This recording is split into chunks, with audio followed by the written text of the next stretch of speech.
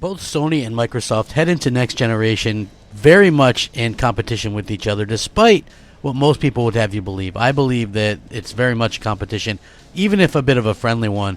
So we do have that to sort of look forward to. With that being said, Sony made a PlayStation 5 announcement that really sort of set me on edge. It sort of made me think a bit. Their idea is definitely a little bit different than Microsoft's, and this could be a defining factor for next generation. I think this is going to be fun to sort of talk this out and see how you guys feel about it as well. But let's get into it, shall we? What's up, everybody? Crapgamer here with Crapgamer Reviews with another video. Of course, thank you guys for checking it out. I appreciate it. Like, share, subscribe, and if you really enjoy the content, maybe consider hitting that bell so you're notified of everything as soon as it drops. Very much important. So, we're obviously very much closer to next generation.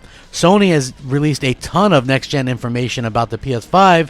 They hosted an investor relations day the other day, and Sony CEO Jim Ryan held a presentation on the future of PlayStation, including some really interesting elements. One of the more important elements that were its IP, the brand, and its community, which has never been in better shape, according to him.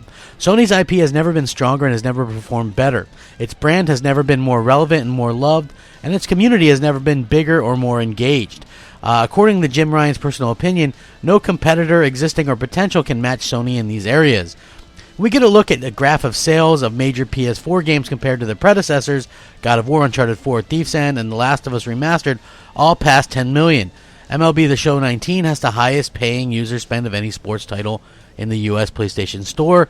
And Ryan also mentioned that PlayStation intends to continue its growth trajectory either organically or through acquisitions. Over 90% of the PS4 consoles that have been connected before to PSN have done so at least once over the last 12 months.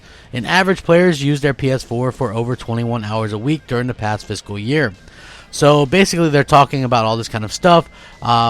We've learned so much about it. He also mentions that they believe very much in generations, and they plan on continuing to support generations because that's very, very important. Whereas Microsoft, they're like, what generations? Which that could either come back to bite them in the butt or be a big bonus for them. They realistically have a lot going for them, Sony does, because they have the market share and the mind share right now. And with that being said, saying, keeping a generation, they've already said they plan on to use backward compatibility, would be a key to seamlessly transitioning people over to their platform. So what that basically means is they're going to rely heavily on backwards compatibility, despite the fact that they've kind of come out against backwards compatibility in the past.